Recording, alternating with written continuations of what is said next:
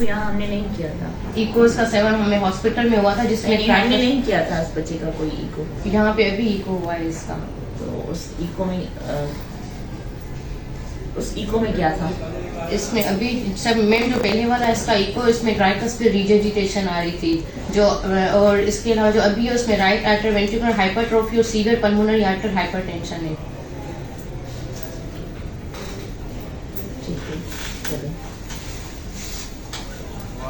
In what patient was investigated in the form of the blood test, chest X-ray, echo, gene expert for the sputum. Patient condition is aesthetic.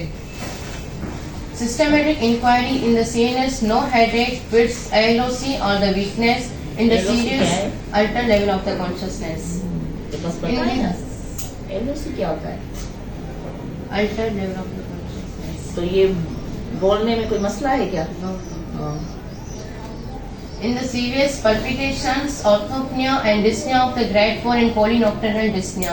In abdomen, no diarrhea, vomiting, constipation, altered bowel habits, jaundice or hematuria. In the genitourinary, no flank pain, polyuria, oliguria, burning micturations or hematuria. In the locomotor, no joint pain, joint swelling, skin rashes or alopecia. इस बच्चे का क्या था? Oxygen saturation क्या था? इसकी ma'am अभी जो मिल रही है 99% मिल रही थी, ऑक्सीजन 3 लीटर्स पे। तो ऑक्सीजन विदाउट ऑक्सीजन इसकी सेचुरेशन कम हो रही है। विदाउट ऑक्सीजन कम हो रही है। ये बहुत इम्पोर्टेंट है कार्डिक और पल्मोनरी रेस्पिरेटरी को रूल आउट करने के लिए भी ये बहुत इम्पोर्टेंट है, क्योंकि once we are talking about either pulmonary hypertension that is because of the, हमें यहाँ पर ये पता करना है कि ये इसका कॉज जो है दैट इज द रेस्पिरेटरी और कॉज जो है वो सॉरी कार्डियक। ठीक है, तो ये बहुत इम्पोर्टेंट है। ठीक है, और कौन सी फाइंडिंग्स हैं जो कि इम्पोर्टेंट है? पल्मोनरी हाइपरटेंशन में जी, उसमें मैम अगर एग्जामिनेशन फाइंडिंग एक बच्चा है ध्रुवीकरण, एक तो आप अपना जब भी प्रेजेंट करें ना तो कोई सस्पेंस तो है नहीं ना, ये this is the case presentation. इसमें आप कहें कि रिकरण आता है आपके पास, एक बच्चा है 8 साल का, रिकरण आपके पास शॉर्टनेस ऑफ ब्रेथ के साथ आता है। ठीक है, जब आप रिकरण कहेंगे तो ऑटोमेटिकली आपका जो डिफरेंशियल्स है उसका पैटर्न डिफरेंट हो जाएगा। ठीक है, अगर आप कहेंगे कि एक बच्चा है जो 20 डेज से आपकी फीवर की आपने इसी तरह 20 डेज से बताया, अभी उस बच्चे का जो है वो शॉर्टनेस ऑफ ब्रेथ के साथ आया है, तो इसमें और उसमें क्या फर्क है? मैम अभी जो है ना प्रेजेंट होता है 50 साल पहले से इसकी हिस्ट्री रिकरेंट है, बच्चे को चेस्ट इन्फेक्शन होता रहता है जिसको प्रेजेंट ही जब आप केस प्रेजेंटेशन को, मैंने उस दिन भी आपको बताया था कि केस प्रेजेंटेशन जब हम करते हैं इसका मतलब ये है कि आप ये बच्चा पूरा देख चुके हैं और अब आप उसकी एक केस समरी हमें बता रहे हैं। ठीक है, ये होता है। जब आप कोई लॉन्ग केस करते हैं तो वो आप चूंकि एग्जामिनर के सामने कर रहे होते हैं तो वो आपको हिस्ट्री ऑफ प्रेजेंटिंग कंप्लेंट्स के साथ आपको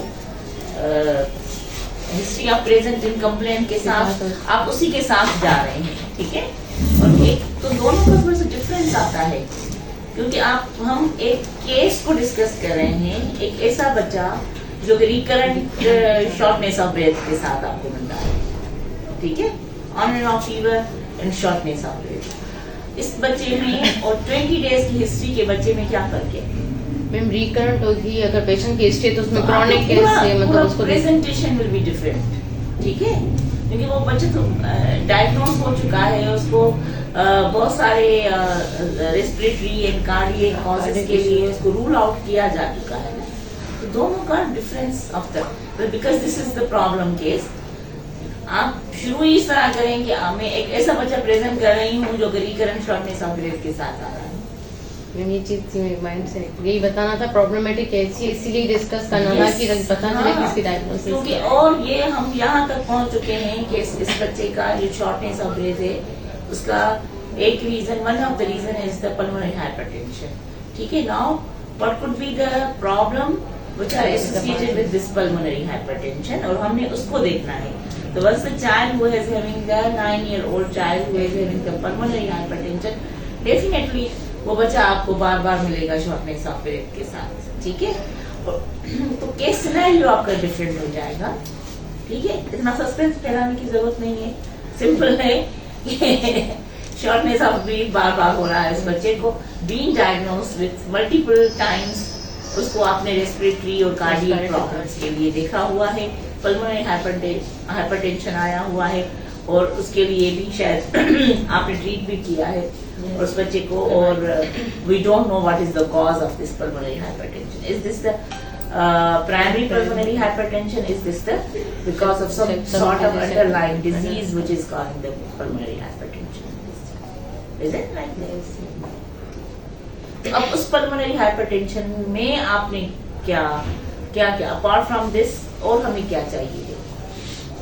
मैम इसके अलावा हमें एग्जामिनेशन फाइनल जो है ना पेशेंट की लाउड P2 मिल सकता है, फिक्स रेस्पिरेटिंग ऑफ सेकंड। हिस्ट्री की बात हो रही है अभी, हम हिस्ट्री पर है ना, अब हम हिस्ट्री पर है। हिस्ट्री में हमें क्या क्या हिस्ट्री में मैम जो है ना पेशेंट को ब्रीथलेसनेस इसके अलावा जो आपने मुझे बताया शॉर्टनेस ऑफ ब्रेथ है और अर्थोपनिया हो रहा है, रात में हो रहा है, और ये सारी फेवर टुवर्ड्स अर्थोपनिया किसमें होता है? रात में पोस्चर के साथ या रात में होना, तो ये सब जो है। इसके अलावा क्या चाहिए है आपको? हिस्ट्री में ब्रीथलेस नहीं हो जाएगी जी।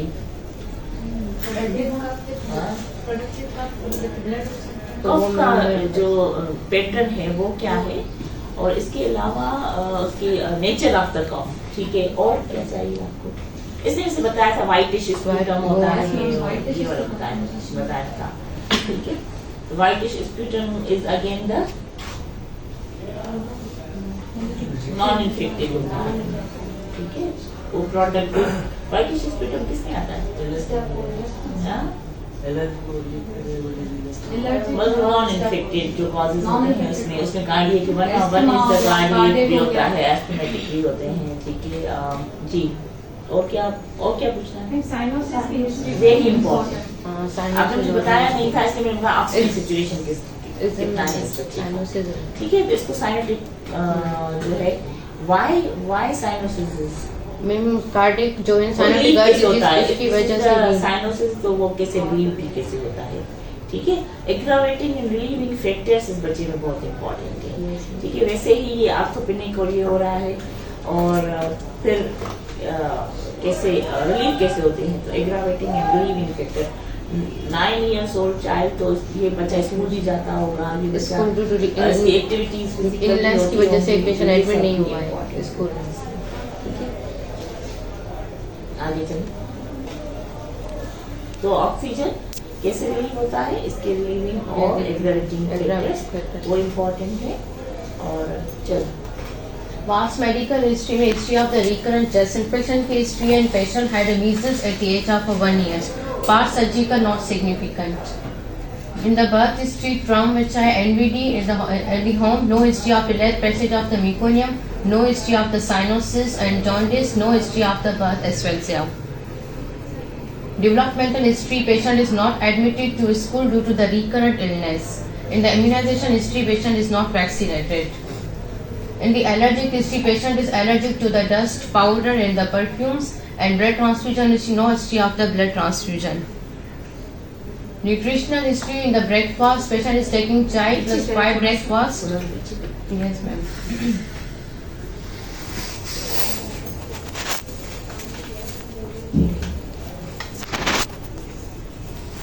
In the nutritional history in the breakfast type, in the patient's required calorie is 1580 kilocalories per day, and history no cousin marriage, 10 siblings, 4 died.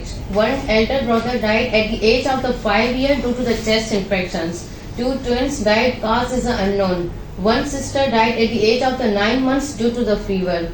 Father is also died 5 months back due to the cardiac arrest. No history of the TB, asthma, cystic fibrosis in the family. और क्या चाहिए इसमें?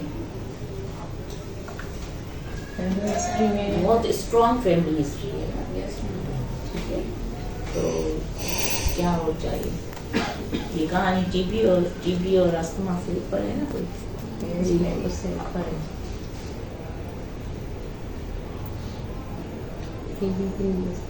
जी mother की ma'am abortion history और mother की क्यों?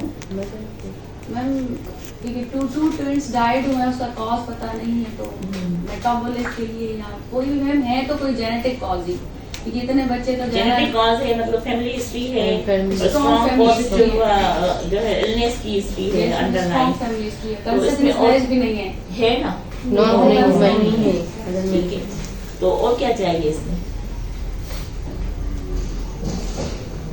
Second and third degree जैसे relatives हैं उनकी हिस्ट्री जो है ना वो होनी नहीं चाहिए। होना इससे पहले तो ये आपको जैसे कंसेक्यूनेस नहीं है तो आपने फैमिली ट्री ऊपर चले जाना, ट्री बना ट्री बना।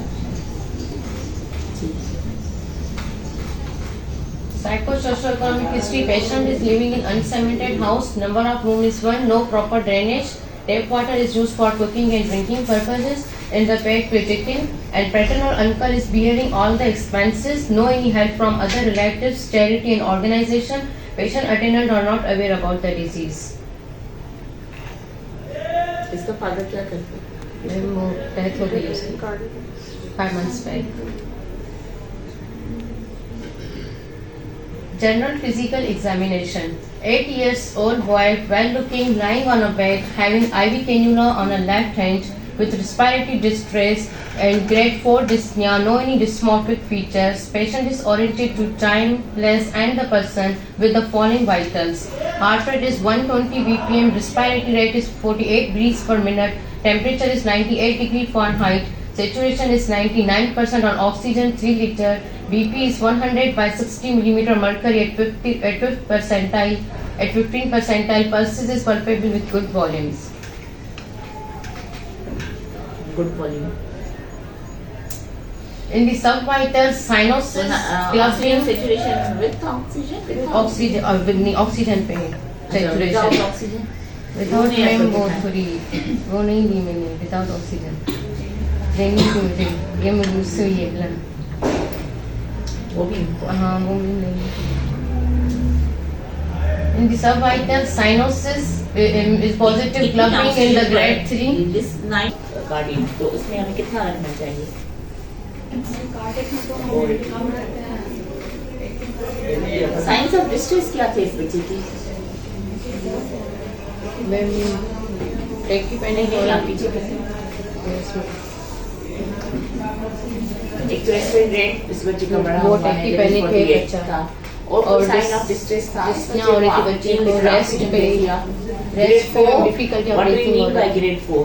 मैम पेशेंट जो रेस्ट पे था फिर भी उसको डिफिकल्टी ब्रीथिंग बहुत ज्यादा हो रही थी।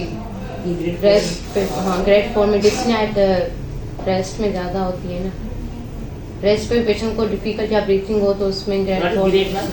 ग्रेड 1 में जो है ना पेशेंट को मतलब डिस्निया जो है ना नॉर्मल एक्टिविटी भी कराए तो पेशेंट को नहीं होती है। और ग्रेड 2 में अगर पेशेंट जो है ना मॉडरेट एक्सरसाइज कर रहा है लाइक अगर क्लाइंबिंग का स्टेयर तो उसमें भी होगी तो वो ग्रेड 2 में आती है। ग्रेड 3 में अगर मिनिमल एक्टिविटी कर रहा है लाइक शॉर्ट डिस्टेंस पे भी So, अगर with रेस्ट पे उसको मतलब हो रही थी बच्चा बैठा हुआ तो इसलिए ग्रेड 4 ठीक है, लेकिन ग्रेड 4 डिस्निया इसका मतलब है इसमें अगर आपको बच्चा ग्रेड 4 डिस्निया का मतलब ये है कि on rest there is the difficulty of shortness of rest. तो इस बच्चे में फिर आपको और भी तो टेक्निक है ना, रेस्ट पर भी हो रहा है, तो what are the other signs of distress? Nasal flaring distress कहते ही तब है नेजल जब आमतौर पर हम बच्चों में डिस्ट्रेस उस वक्त कह रहे होते हैं जब टैक्की पहने उनको ऑन द रेस्ट होता है, हो रहा होता है डिस्ट्रेस। तो if the child has having the signs of distress तो उसमें फिर आपके what are other signs of nasal flaring वगैरह भी होती है वो देखने नेजल इस फ्लेयरिंग होती बच्चे है में था मैम इसमें नहीं मुझे नेजल फ्लेयरिंग नहीं दो तीन चीजें इंपॉर्टेंट है ना, एक तो ग्रेड 4 कह देना काफी नहीं है, ठीक है, इट मींस कि yes child is in distress, ठीक है। अगर ये बच्चा टेक्निक है तो उसकी what are the other signs, आपने ऑक्सीजन लगाया हुआ है एक बच्चे को, इट मींस कि ग्रेड 4 का ही डिस्ट्रेस होगा। तो grade 4 is not like enough, आप ऑक्सीजन लगाते हैं का मतलब ही यही है तो मैं मतलब हम मेंशन जब नहीं आप करेंगे इस जब आप चीज को। कहेंगे ना कि रेस्पिरेटरी डिस्ट्रेस के है, शॉर्टनेस ऑफ ब्रेथ, इसका मतलब ये हॉस्पिटलाइज हो रहा है, उसका ऑक्सीजन सेचुरेशन कितनी है without oxygen, what are the signs of distress, ये इम्पोर्टेंट है ना। कैसे डिफरेंशिएट करते हैं signs of distress in the cardiac and in the respiratory, cardiac and respiratory फर्क होता ऑक्सीजन सेचुरेशन के अलावा? मुझे नहीं पता ये जी कैसे करते हैं। Sign of failure JVP visibly और पल्मन में ऐसा नेजल फ्लेयर मिलती है, सबकोस्टल रिट्रैक्शन मिलता है, उसके साथ रेट इंक्रीज मिलता है। अगर बच्चा कार्डियक होगा, अगर सीवियर पल्मोनरी हाइपरटेंशन में होगा, उसके साथ उसको छोड़ दें कि severe pulmonary hypertension, this is the underlying there is the cardiac cause is like not the respiratory, ठीक है। तो क्या मिलेगा आपको? जेवीपी फेलियर में तो साइन ऑफ फेलियर में ठीक है, चलिए science of failure. JVP visibly मिलती और? है। जी आज ये बोल नहीं रही है, इसे बोलती है हाँ? जी देखिए जो पेशेंट कार्डियक है तो उसमें कार्डियक है ना, देखिए कार्डियक जो कार्डियक प्रोपोर्शन है वो ज्यादा होगा। फेलियर के साइंस, ठीक है, रेस्पिरेटरी चलो हो वाले गया। में ज्यादा रेस्पिरेट, जैसे देखिए कहने के नेजल फ्लेइंग उसका रेट इंक्रीज होगा पेशेंट का, हाँ। और ऑक्सीजन देने से ना पेशेंट इम्प्रूव होगा, और कार्डियक जो है ना वो साइंस ऑफ डिस्ट्रेस का कोई फर्क कर सकते हैं? है ना, जैसे सब एक्सेसरी मसल्स वगैरह यूज होते हैं तो वो जो है ना रेस्पिरेटरी प्रॉब्लम है तो उसमें ना ज्यादातर वो यूज होते हैं। सो एक्सेसरी मसल्स का डिफरेंस है कि जब भी रेस्पिरेटरी कॉज होगा तो उसमें आपके इसके एसएससी मसल्स यूज नहीं कर रहा था। ठीक है। In the subital cyanosis is positive, clubbing is of grade 3, in pedal edema is positive, JVP is raised, all other subvitals are the unremarkable. In anthropometry, weight is 17 kg, less than percentile, height is 117 centimeter at percentile, mouth is 13 centimeter. Examination on inspection, left sided, his chest is bulging, normal movements, no any scar marks, no visible pulsations. On palpation, trachea is centrally placed, normal chest movement and expansion, apex beat localized to equipped intercostal space, medial to mid-clavicular line, and the auscultation is a bronchial breathing and bilaterally grabs. S1 and S2 is audible, loud P2 with the gallop. देखिए precordial, आपको पूरा precordial examination चाहिए ना। If this is the bulge precardium, ठीक है, तो उसमें आप अपेक्स बीट को लोकलाइज करेंगी, उसके टाइप ऑफ लोकेशन आप हमें बताएंगी, ठीक है। तो वो वेयर इज द पैल्पेशन, आपने कोई अपेक्स बीट का आप करेक्टर देखेंगी, कैरेक्टर की टैपिंग शिफ्टिंग देखेंगी, करेक्टर देखेंगी, शिफ्टिंग कहाँ करना है, कहाँ आपको मिल रही है, वेयर इज। मैम ये फिफ्थ इंटरकॉस्टल बल्जिंग प्रीकार्डियम का क्या मतलब है? उसमें नीचे कोई डिफॉर्मिटी है, क्रोनिक अंडरलाइंग डिजीज है ना, तो उनमें रेपिटेशन नहीं होती, मतलब डिफॉर्मिटी है या बल्ज है इसकी, थोड़ा इसमें वो रहती कंफ्यूज, ये थोड़ी थी इसमें। So this is not the precardium bulging? Ma'am ये डिफरेंशिएट नहीं कर सकती, सही है। तो अपेक्स बीट तो सही है, सही जगह पर है। वो सही करती है।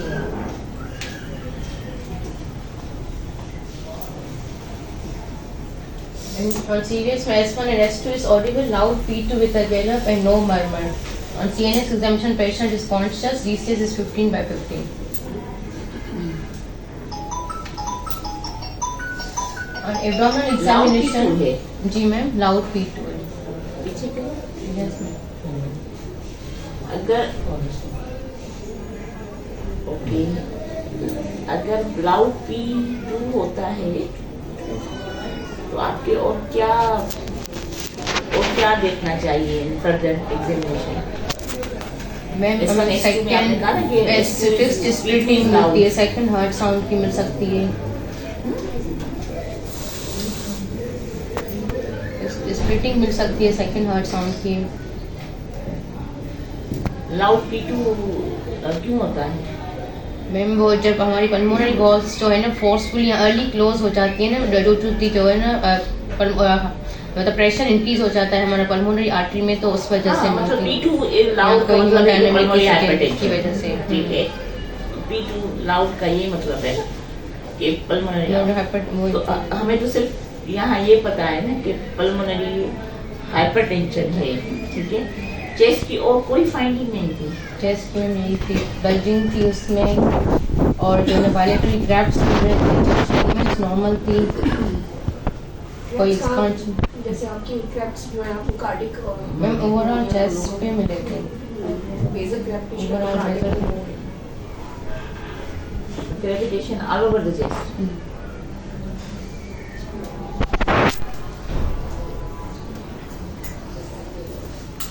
तो एरेंटी ठीक थी? मुझे इक्वल लगी।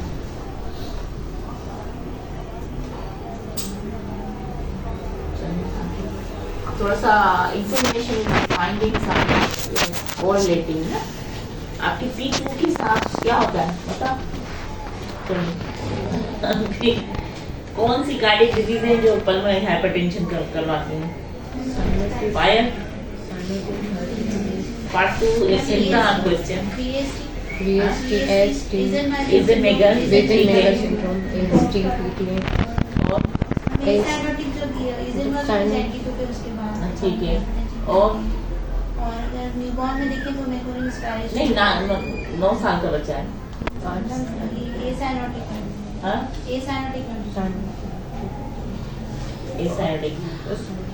मेरा एक सवाल ये है कि if the pulmonary hypertension is because of respiratory problem,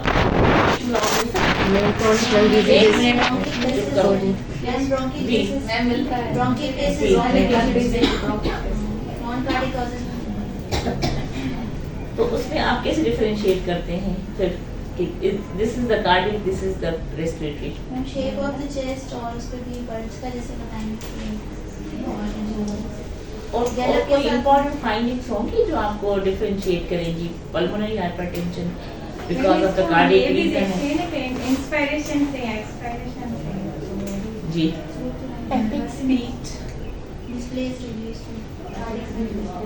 P2 loud है और आपको जो है अपेक्स बीट शिफ्टेड नहीं है, ठीक है, तो इसका क्या क्या मतलब है?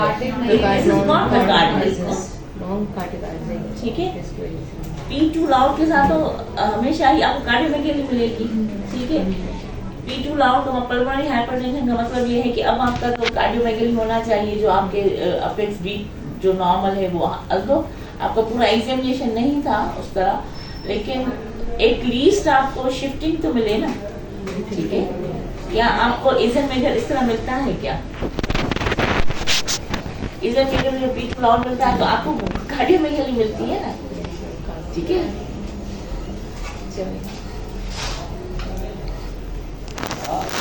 On abdominal examination, abdomen is flat with no any surgical scar, skin rashes or the discoloration, no prominent veins. Abdomen is soft, non-tender. Liver is palpable 5 cm below the right subposterior margin. Total liver span is 12 cm. Spleen tip is palpable. Bowel sounds are audible. Fluid and shifting runners are negative.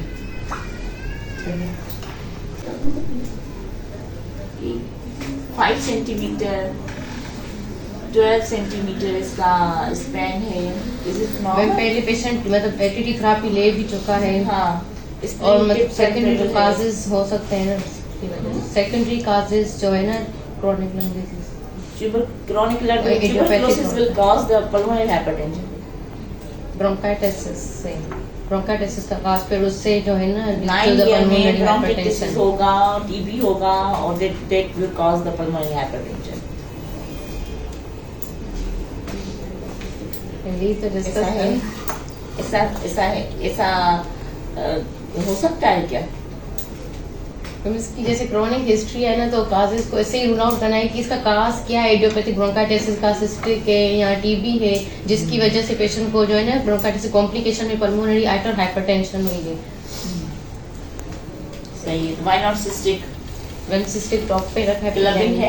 Clubbing red pink की एक।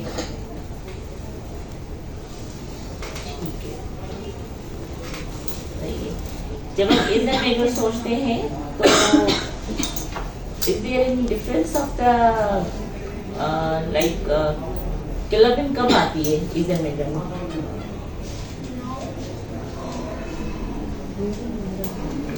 आती है? हाँ आती है, देर से कब आती आती है?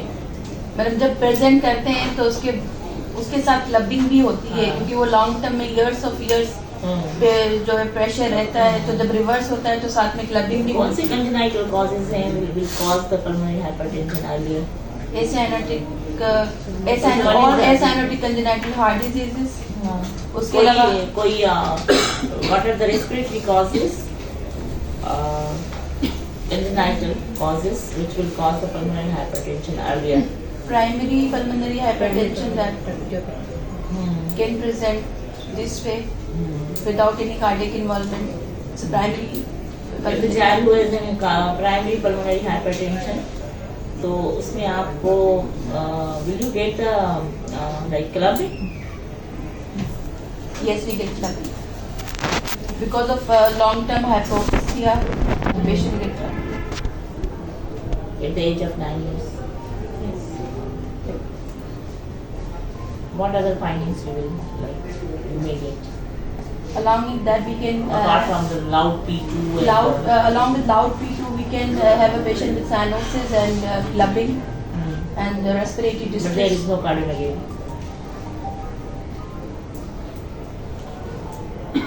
So we can get a cardiomegaly Yes, because we of that.